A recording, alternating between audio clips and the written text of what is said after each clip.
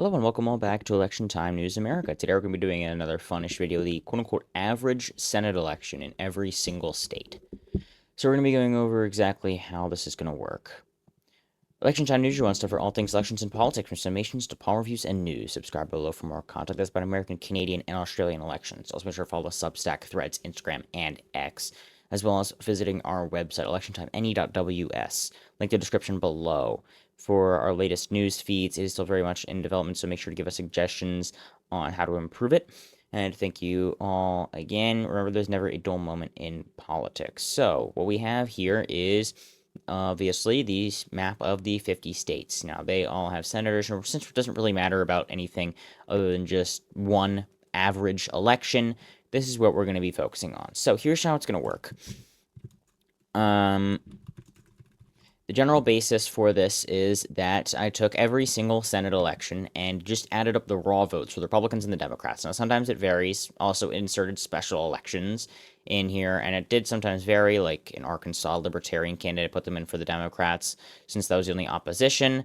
But and Alaska was definitely messed up with their system. California was a bit weird because in 2018 and 2016, there were two Democrats running against each other, so that skewed things a bit. But in general, I added up all the numbers, and we took the raw vote totals, and then just figured out the margin.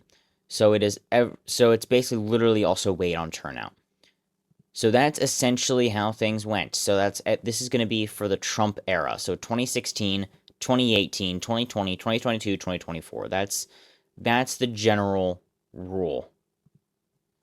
So just to start things off, let's just go in alphabetical order. And what we're going to do is just start up in the Northeast. So now we're going to go based off of the regions here. We're starting off, actually just go alphabetical, just to make things easy since it's already organized alphabetically. In Alabama, 21.71 point margin. This is actually going to be a bit less than usual. Shelby won by quite a considerable amount, 2022, 35. But this special election, Tuberville only won by 20. And we actually are including the special election in 2017, where actually a Democrat won. So that is definitely going to weigh this by quite a bit, but it is still a safe Republican win either way. Alaska, 45. This is definitely being weighed by the fact that there's a lot of weird things that happen in elections. I mean, two Republicans there in the final election in 2016. There were some weird numbers. Metcalfe was fourth, so that didn't really give many votes to the Democrats. See, 36,000 there, 27,000 in 2022. So it was a bit weird. Arizona, Democrats win by 3%. Now, this is also very interesting considering how competitive typically Arizona is, especially looking at McCain's 13-point victory in 2016. But in 2018, Sinema won by 2.3. 2020, Kelly won by 2.3. 2022, Kelly won by 5. 2024, Gallego won by 2.4. And generally increasing turnout, and the state is growing a lot. It does end up with quite a considerable amount. That's a 340,000 vote difference. But then you end up with a 140,000 and a 150,000 vote difference right here that almost completely removes that entirely. So it is just adding each column together. So that's really all it is. Arkansas, 30.95. There's nothing interesting of note with Arkansas. California, again, that's going to be messed up with the fact that two Democrats typically make it to the final election. There are only 10.5 million Republican votes, but 39 million Democratic votes. So it ends up being 57% margin. Colorado ends up being just barely over 10%, interestingly enough. In 2016, Bennett won by 5.7. 2020, Hickenlooper flipped the seat by 9.3. 2022, Bennett won by 14.5. So it's generally been trending stronger and stronger for the Democrats, end up being kind of right in the middle there. Connecticut's 21 points. Seems a bit high, but Murphy won by 18. Blumenthal won by 15. Murphy won by not all that much. Blumenthal won by 28 in 2016. So that's probably really what's carrying a lot of it. And it's 2016, so it's going to have a higher turnout year. So actually, yeah, by 8,000 votes, he actually gained more votes than the Democratic candidate in 2024, even though the population grew. So that's definitely something interesting as well. Delaware is about 20 points, strong overperformer in Coons, I believe, 21 and a half. Carper is not a weak candidate, but then Blunt Rochester by 17. So not necessarily anything crazy. Florida by 9. Now, this is pretty interesting because of how weird Florida has been. 2016, Rubio won by 7.7. Scott only won by 0.12, so it's relatively net even. But then 2022, Rubio won by 16.5, and Scott won by 13. So that kind of weighs it down by a good bit. So that's why it's 9.5 points. Georgia, 1.78. This is very, very narrow win for the Republicans, interestingly enough, which kind of might be surprising, except Isaacson won by 14 points in 2016. And then Democrats only narrowly pulled off victories in the 2 cycles since. So it does kind of make sense. It is a very narrow Republican win, but it's 2.1 million votes, and so this is actually an extremely high turnout election in it's 2020 special election, if that makes sense. But 2022, you can see, yeah, that looks a bit more right. Hawaii 43.55%. That's a very strong turnout there for the Democrats. Not many Republicans tend to do very poorly in the Senate.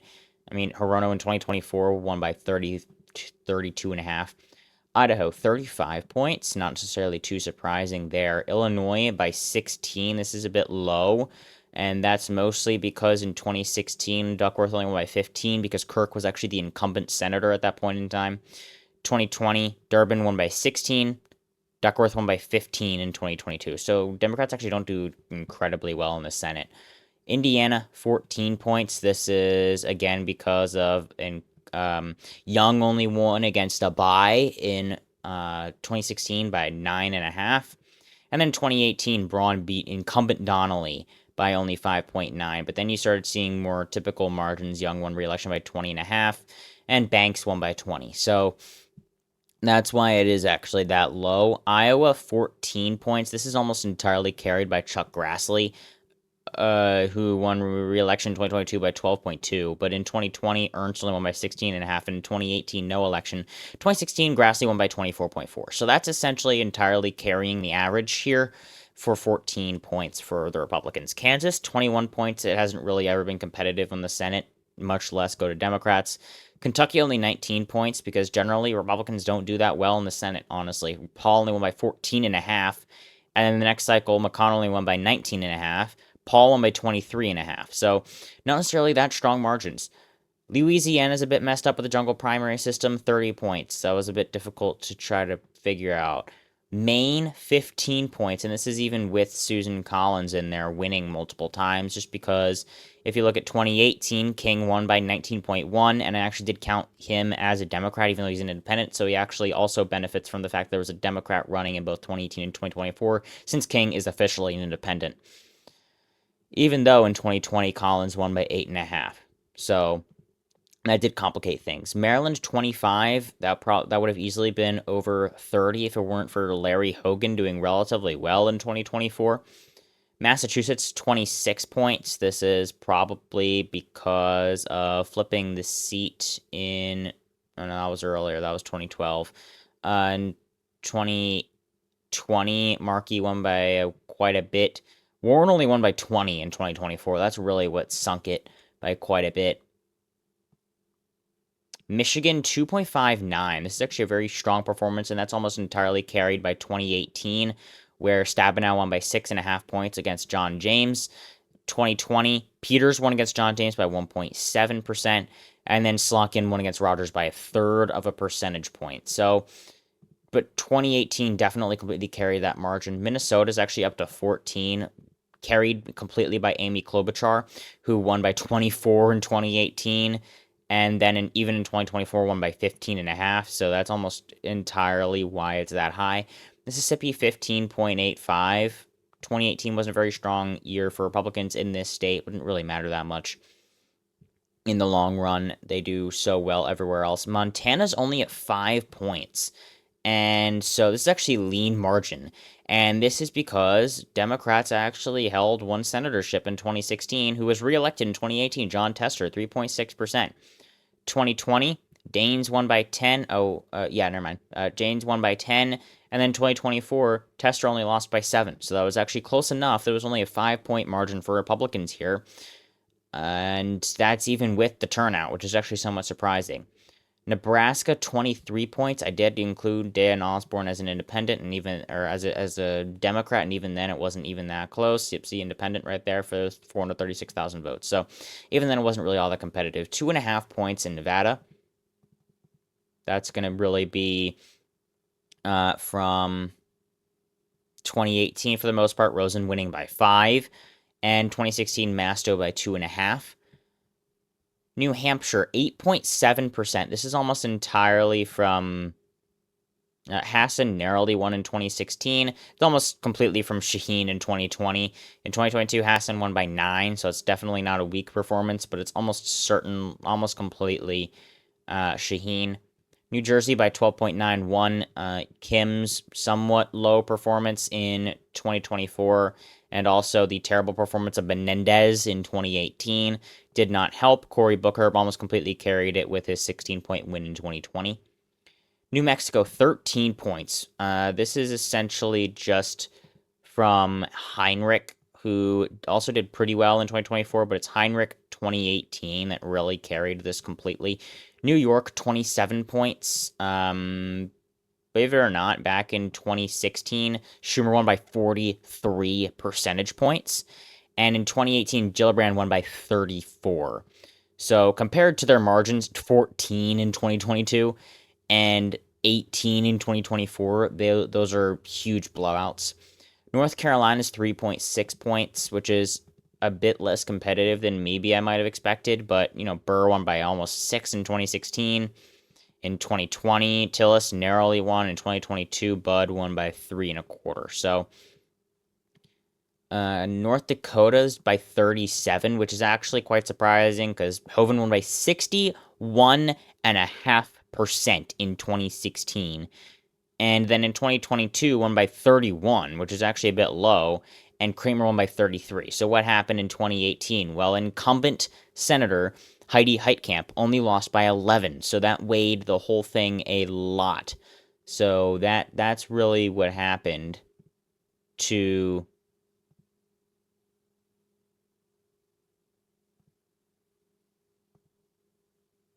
I put something in the wrong column. It should actually be higher than that. I messed it up. I'm pretty sure there actually is supposed to be a 2018 one. And there's supposed to be 22 and 24. So I actually think this whole thing is shifted, and there's supposed to be something in 2018. But either way, it is definitely a safe state. That is a bit of an error, but it's not going to really affect anything. It's probably going to be closer to about 40 points. Ohio is 6%. Now, this is going to be made a bit lower by 2018, obviously, Brown. But what's really going to hurt is Portman winning by 21 in 2016. So that really kind of completely nullifies that. Vance winning by 6 in 2022 doesn't help. Marino by 3.5 kind of completely brings it down. But still only at 6 points is somewhat surprising. Oklahoma, 35 points, right about where you might expect it to be. Oregon, 19. Again, kind of makes sense for the state.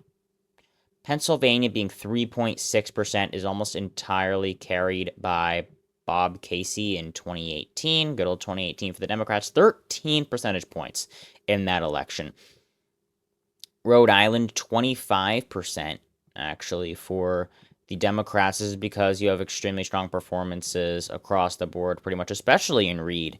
And so that's going to be the main thing to see there. South Carolina, 19.14%, relatively strong performance. That's going to be even with Graham in 2020, because you end up having Scott by 26, and in 2016 by 24. South Dakota, 40 points. Tennessee 24, and this is even with the poor performance in 2018 of Blackburn, only winning by 11. Texas 7.45. This is going to be mostly because of how well Cornyn did in 2020, and then obviously Cruz in 2024. Those are higher election turnout years. Texas is very bad at turnout. So in the midterm year of 2018, where Democrats did pretty well, it's going to have even less votes, so that's going to be kind of quote unquote weighed less. You can see here that you know, that was pretty close, but Allred got more votes than O'Rourke did. So even though he did quite a bit worse margin-wise, he got 100,000, 120,000, 150,000 more votes than Allred or O'Rourke did in 2020. So obviously, meanwhile, Cruz barely improved on 2020. That was Hagar, so I don't know. Anyway, Utah 30 points. That's not necessarily that surprising. Very, very red state. Virginia 12 points, just barely. That's going to be mostly from Warner's 12-point win in 2020, as well as Kane's 16-point win in 2018, narrowly pulling the only 9-point win in 2024 over that safe line. Washington, very strong performance for the Democrats there. West Virginia, 30.59. That's actually quite a bit low for the state, considering that even this time flip the state, 41 points. 2020, 43. This is the answer. 3.2% for the Democrats in 2018. So that's against current governor Patrick Morrisey. So that's going to be the main thing there. Wisconsin, 1.66% for the Democrats. Somehow I missed Missouri and Vermont. I'll get back to those in a minute. 1.66%. That is almost entirely from 2018 again, but it has gone red twice. 2016 by 3.4 and 2022 by 1%, but 2018 is enough to make it a relatively safe-ish, not really seat there. 45% in Wyoming. That's not much surprise there. Missouri, 9 points for the Republicans. This is because it went blue in 2012. So 2016, Blunt only won by 2 3/4 points. 2018, Hawley only won by just under 6. So, 13 and 13. So even then, those haven't been insane blowouts either way, either election since then. And then finally in Vermont, 36% for the Democrats. This is going to be almost entirely just from, Sanders actually did relatively poorly this cycle. Welch, 40 points in 2022. In 2018, Sanders by 40. 2016, Leahy by 28. So that actually kind of weighs it down by a lot. Welch, 40 points in 2022. That's going to really help weigh it upward. And so we end up with this very peculiar map. You end up with a lean Montana being closer than Ohio. And so, it definitely ends up being a bit weird.